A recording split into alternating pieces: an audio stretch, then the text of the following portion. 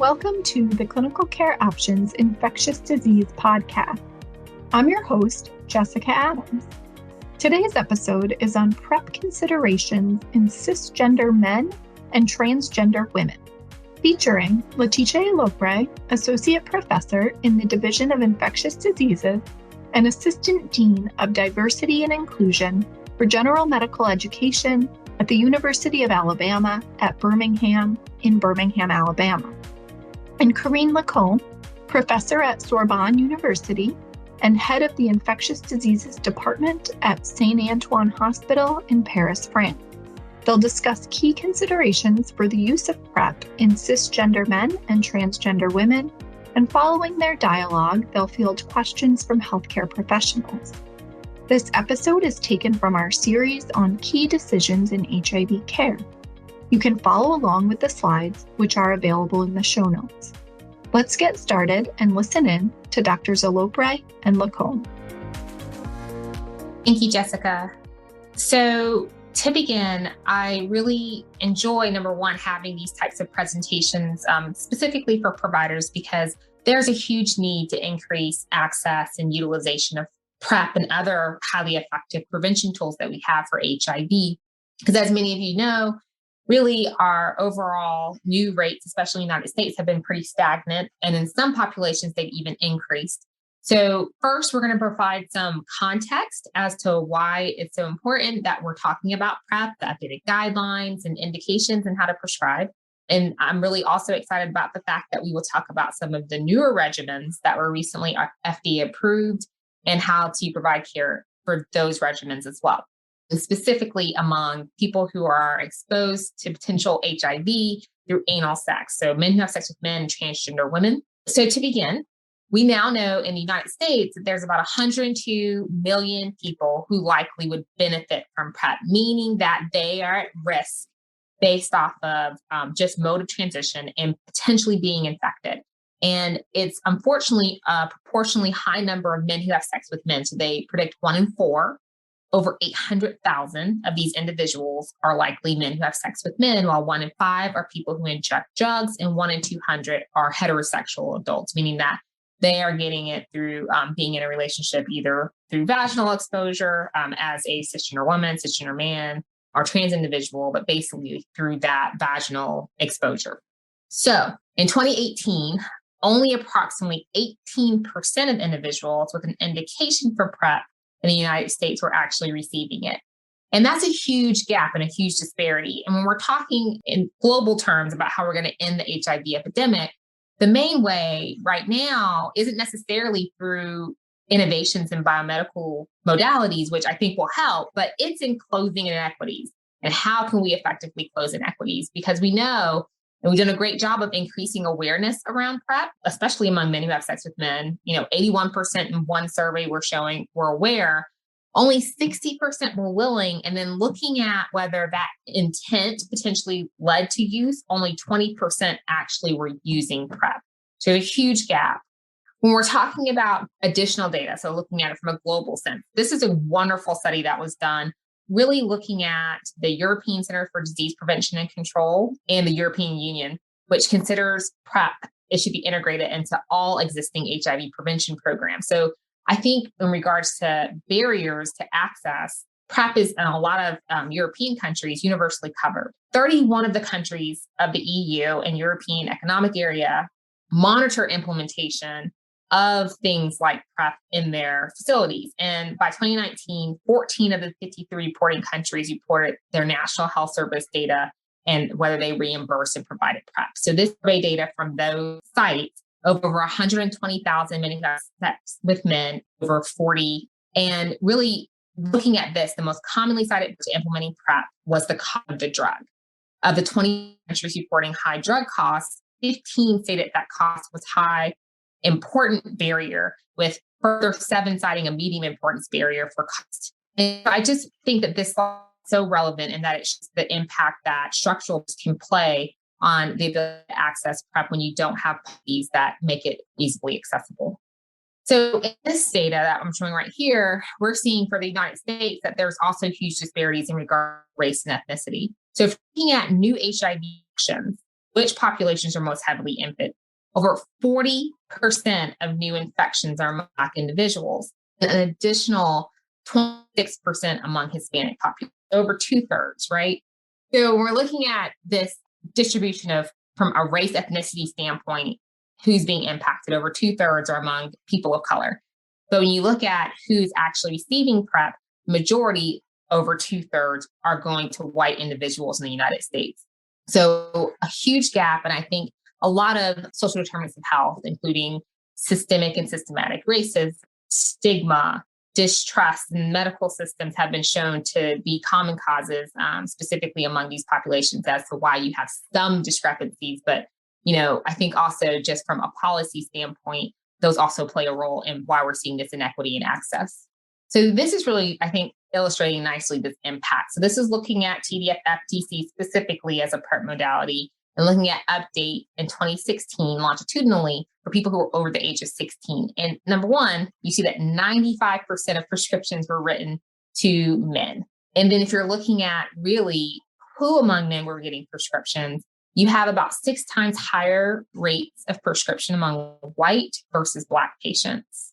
And this is huge. And then I know that this talk isn't focused on this population. We've had another talk that is, but there's huge discrepancies when you're looking at gender as well and who's being prescribed PrEP. So lots of areas where we can improve.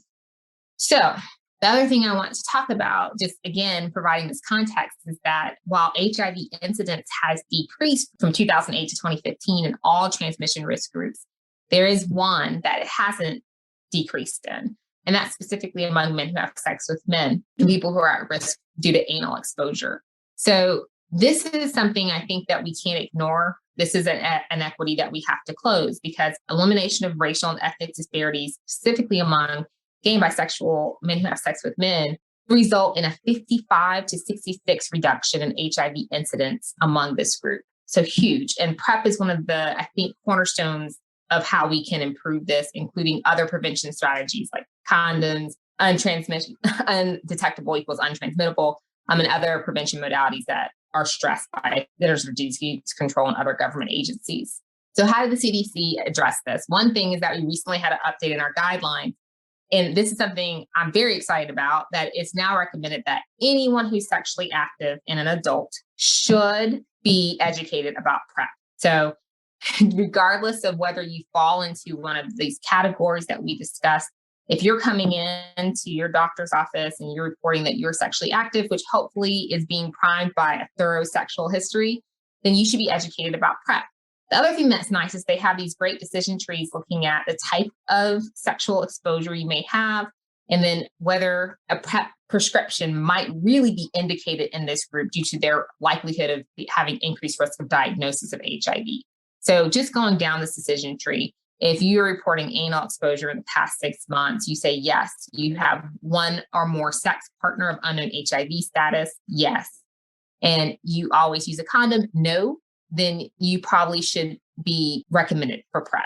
Same thing if you have a partner who's living with HIV. This is something I think is fantastic. They do talk about the fact that if your partner is undetectable, meaning that they are suppressed for greater than 6 months, then you can discuss PrEP, but it's not necessary really to prescribe. I think it's just, again, that point in education about, number one, U equals U, but also PrEP is an option. And the same thing, they talk about bacterial STIs for anal exposure, and really any kind of STI, gonorrhea, chlamydia, or syphilis, yes, recommend PrEP.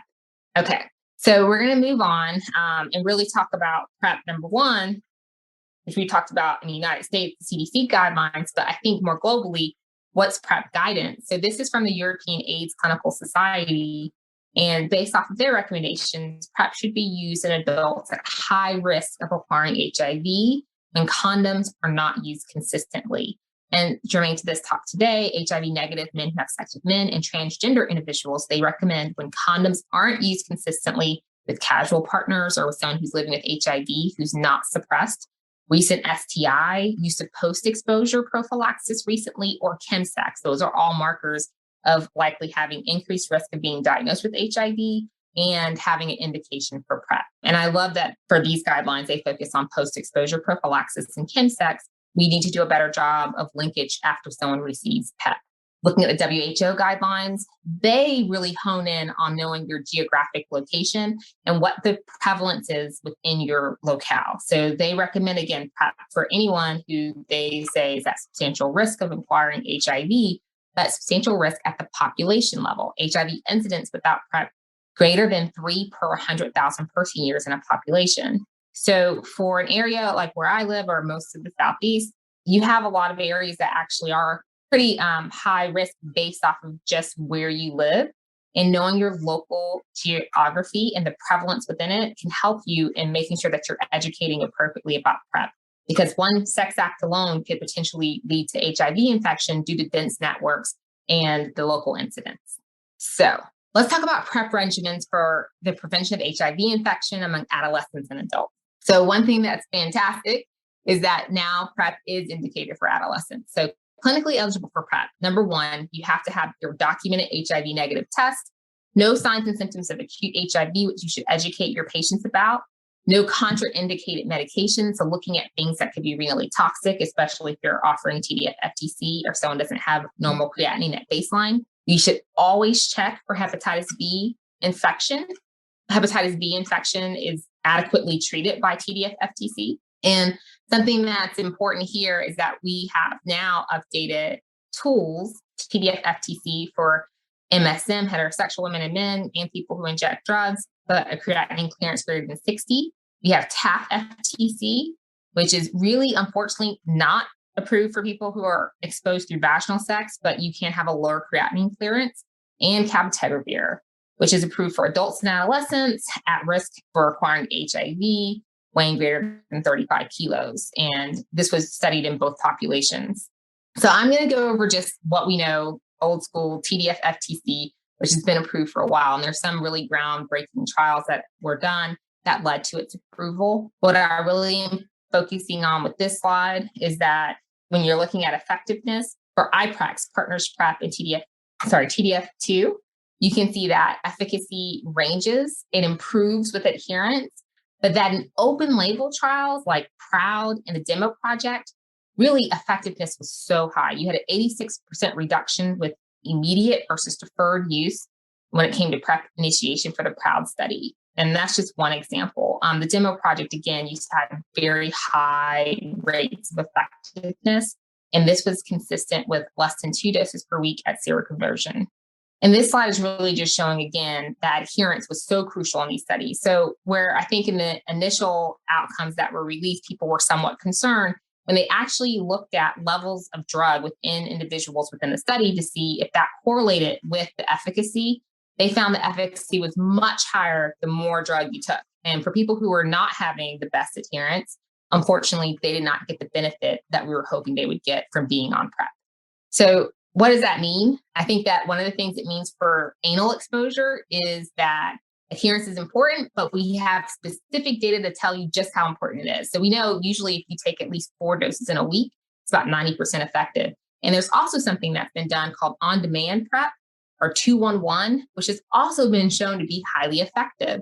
So in an open label extension trial, IPERGAY, which was a great trial, it was 97% effective at preventing HIV acquisition. And that's taking 2 doses of TDF-FTC tablets 2 to 24 hours before a sex act, and then taking 1 tablet one day after, and then 1 tablet the next day. And if you were to have another sexual act in those days, you would just extend that so that you're always taking it at 211, 2 days after your last exposure. So unfortunately, right now, on demand is not something that is FDA approved. It's done off label in the United States, but it is in other countries. And it's only been approved for anal exposure. One thing that is great, though, is that CDC has updated guidelines to tell you how to prescribe this if interested. And it's not recommended for vaginal exposure. So we're going to switch now. I'm going to hand it over to Dr. Lacombe to talk about some of our other PrEP modalities and go over how to provide this in a clinic setting. Okay, thank you, Latesha. Well, so we're going to switch to the 2 newer options for PrEP in the cisgender men. I will not go through that again because Latesha has just told you about which options is approved or not approved according to guidelines. I will go directly to the result of the Discover study, which was an international randomized double-blind active control phase 3 non-inferiority study, which has evaluated the FTC-TAF combination every day plus placebo compared to FTC-TDF, which was like a standard of care. So you see here the design and the number of patients included, 5,000, which is quite a huge number, to see if there is a difference between the two combinations. The primary endpoints was the HIV incidence per 100 per person years, and the secondary endpoints were mainly safety, including renal biomarkers and BMD sub-study. If we look at the primary endpoint, which was the HIV incidence at week 96 with FTC-TAF versus FTC-TDF, you see that we saw an HIV incidence ratio of 0.52, which means that there was a non-inferiority of FTC-TAF versus FTC-TDF at week 48 and week 46. 23 HIV infections have been seen during follow-up, 8 in the FTC-TAF arm and 15 in the FTC-TDF arm. A few of them were suspected at baseline infection, and most of them were due probably to non-adherence or suboptimal adherence, as you can see with the low TFVDP levels in both groups. If we look at the safety of the Discover study at week 96, both treatments were well tolerated and very few discontinuations because, there is a specific challenge regarding weight gain and lipid profile with TDF or TAF. It has been looked up very closely during follow-up, and there was a significantly better bone and renal safety with FTC-TAF compared to FTC-TDF, whereas there was less weight gain with FTC-TDF during the follow-up.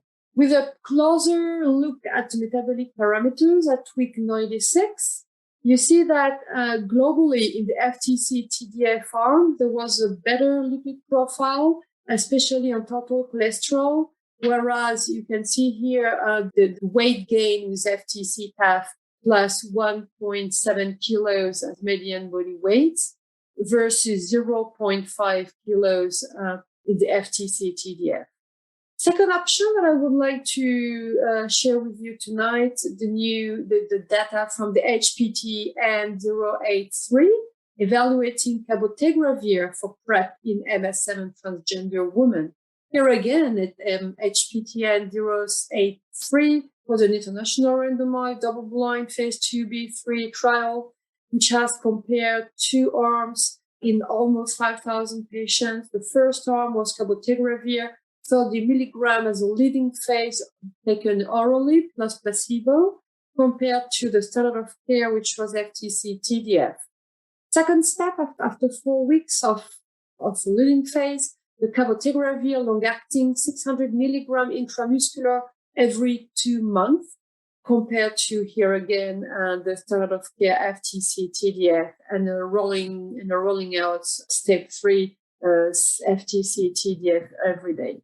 Here again, the primary endpoint was the incident HIV infection and secondary endpoint around safety. So what did we see in the HPTN 083 trial? A huge decrease in the HIV incidence, which is translating in a decrease of the risk, in the reduction risk of almost 70%. The relative risk was 0.34, favoring cabotegravir. The incident HIV infection with cabotegravir have been very deeply analyzed. And we saw that there was an in-still resistance emerging upon viremic escape at higher cabotegravir concentration, not observed in 3-tail phase infections or 1-tail escape case. Something very important to remember with the cabotegravir as a PrEP tool is that the patients who did get infected with HIV had a delayed diagnosis. So that prompt diagnosis and ART initiation to avoid resistance. That's why now you should not follow the patients with a serology, but HIV RNA when the patients are on cabotegravir. Regarding now the safety of such a regimen, weight change and on-site reactions. The on-site reactions were really mild in both arms and almost no permanent discontinuation with injection-related adverse events in the cabotegravir arm. Regarding the weight change, because you know that there is a challenge again here with anti-integrase with weight gain. In this PrEP trial, gain of weight of plus 1.26 has been observed on cabotegravir at weeks 40, 1.11 at week 40 to 105, and in total from week 0 to 105, plus 1.23 kilos compared to 0.37 kilos in the FTC TDF. So there was definitely a small weight gain on cabotegravir. So how does that translate in PrEP eligibility by regimen? The risk groups on the left, men having sex with men, transgender women or heterosexual men. FTC TDF daily is FDA approved and approved as well with EMA in Europe. On-demand FTC TDF is off-label, but recommended by IIS USA guidelines and WHO guidelines as well. But it's off-label for transgender women and heterosexual men, which means not recommended. And it is recommended, FTC TDF on-demand is recommended in Europe. Daily FTC TAF and injectable CAB are FDA approved and guideline recommended and on the rolling out phase in Europe. How should be the clinical approach to initiating PrEP? First, very important to document a HIV negative test within 1 week of initiating PrEP and no signs of or symptoms of acute HIV infection in the preceding month or on day of evaluation should be reported. There are some renal function requirements. FTC TDF, creatinine clearance should be above 60, but only above 30 if you use FTC TAF. Documented HPV infection and vaccination status are very important, and you should vaccinate if the patient is susceptible to infection. You should also test for HCV infection. HCV, and then link to a HCV care provider if there is any sign of chronic or acute HCV infections. And of course, screen for STIs, offer hepatitis A and papillomavirus vaccination if needed. The clinical monitoring during oral PrEP is presented here. You see that the clinical monitoring should be performed at initiation every 3 months and every 6 months, depending on the risk group. STI testing for MSM transgender women every 3 months and every 6 months for a heterosexual man and woman. Hepatitis B serology and hepatitis C serology, here again at initiation and every 12 months or in all groups or more frequent if there is any risk factors. Renal function, every 12 months and every 6 months if there is any signs of an early renal insufficiency or in the age above 50. Lipid monitoring is recommended at the beginning and every 12 months only in patients treated with FTC TAF. Counseling of adherence, of course, is very important, and assessing interest of continuing PrEP also very important every 6 months. So if we switch now to the clinical monitoring during PrEP with injectable CAB, as I told you earlier, this is a bit different from what we have with FTC TAF, especially regarding HIV RNA. And HIV RNA should be performed quite regularly and every 2 months before the cabotegravir injections. And that's about the same recommendation for STI testing, consult on adherence with prediction and assessing the interest of continuing PrEP. But you see that creatinine clearance, HBV serology, lipid panels, liver function are not indicated prior to starting cabotegravir injection or for monitoring during use. So let's look at the HIV testing recommendations for patients on PrEP. HIV RNA is now recommended for routine testing of HIV infections during the use of cabotegravir as an injectable PrEP, at least every 3 months for oral PrEP and every 2 months for long-acting injectable PrEP. And I will let you discover this algorithm on the right on the slide. What about the implementation considerations to facilitate uptake and use of long-acting injectable HIV prevention? There are some logistical challenges around the use of long-acting injectables as ARV treatment as well as PrEP. You have to define where to perform that kind of PrEP, where to deliver the shots, either in shot clinics, in and out in clinical programs. Why not in pharmacies where they can administer shots, and should be very important to provide a constant supply of oral formulation at home for bridges when the shot dose are missed. Incentives might work to enhance adherence, and the use of mobile vans have been shown to have some efficacy in providing treatment, in providing PrEP to difficult to reach population. And you see that in the customers, which was the phase 3B implementation effectiveness study of monthly long-acting CAB and Ripivirine as ART, so not the context of PrEP, but the context of ARV treatment. Some key strategies have been identified. Successful clinic implementation, the good staff communication, teamwork, use of a web-based treatment planner have been shown to be very important to enhance adherence. And for the patient's adherence, good communication about dosing window, effective appointment reminder systems, and designated staff for appointment tracking. So starting and stopping PrEP, it's important based on PK studies for FTC TDF to remember that concentration are optimal in rectal exposure after 7 days of exposure, the blood after 7 days, and cervicovaginal tissues after 20 days. We have insufficient data on time to protection for FTC TAF, and the same for cabotegravir. When the patient wants to stop PrEP, you should give him some information about the waning of HIV protection after 7 to 10 days on oral PrEP. And for cabotegravir, this is obviously longer, and the median time to undetectable cabotegravir plasma levels were 44 to 67 weeks and widely variable. The counseling of patients on adherence to PrEP, you need to consider the daily pill or every 2-month injection and HIV testing and monitoring. Medication adherence is absolutely critical, as Latesha has shown you, to enhance the efficacy of any PrEP option. And just to remember you that less efficacy with less adherence, and it was quite obvious from the data that we have shown earlier. So to conclude, before switching to the Q&A session, a few take-home points.